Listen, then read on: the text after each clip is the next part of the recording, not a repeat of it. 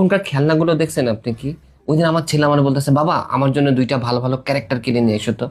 আমাকে আচ্ছা শোন বাবা, যদি ভালো ভালো ক্যারেক্টার মার্কেটে কিনা যাইতো তাহলে তোর বাপের আগে কিন্তু ক্যারেক্টার মানে বুঝছেন, ওই যে থর, তারপর হচ্ছে কি আরো কি কি জানি আছে না, ব্যাটম্যান, সুপারম্যান, এইসব। এখনো তো খেলনা মানে পিস্তল নাইলে হচ্ছে আমি বুলেট। তা আমি একদিন খেলনার দোকানে গেলাম, ভাই বিশ্বাস করে খেলনার মধ্যে না অনেকগুলো ক্লাসিফিকেশন আছে, আপনি যে দেখবেন। থর একদম অপুষ্টিতে যেই থরটা আছে, হ্যাঁ ওইটা মনে করবেন গরিবের জন্য, হ্যাঁ কালার মালার একদম ইয়ে হয়ে গেছে, 200-250 টাকা করে। এরপর মিডল একটা থর আছে, ওইটা একটু স্বাস্থ্যবাস্ত, ওইটার দাম আপনার 2,500 থেকে 3,000 টাকার মধ্যে। আর এর উপরে আরো থর যেটা আর কি লোকেটিভ, একদম কালার চকচক করতেছে, ওইটা 10,000 টাকার উপরে, একই খেলনা। তা আমি বললাম, ভাই এটার দামটা তো বেশি কেন? 2টি তো থর, ওইটাও হাতুড়ি, এইগুলো হাতুড়ি, এটাও হাতুড়ি। স্যার ওইটা হচ্ছে কি নন টক্সিক, ছেলে পেলে যেন ক্ষতি না হয়।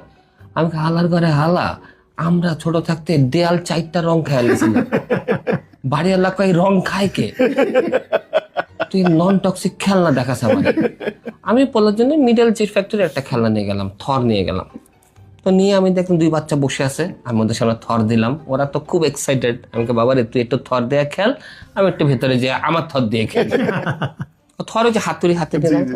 তা আমি হাত মুখ ধুয়ে বের হয়ে আসলাম, ঠিক 5 মিনিটসের মাথায় আমি দেখলাম আমার ছেলেগুলা থরের হাতুড়িটা নিয়ে পেছনে দিয়ে, থরের পেছনে দিয়ে এমনি আছে। আমি স্পষ্ট দেখতেছি থর আমার দিকে তাকায় আছে, থর থর থর করে কাঁপতেছে, এইটি তোর প্রোটেকশন।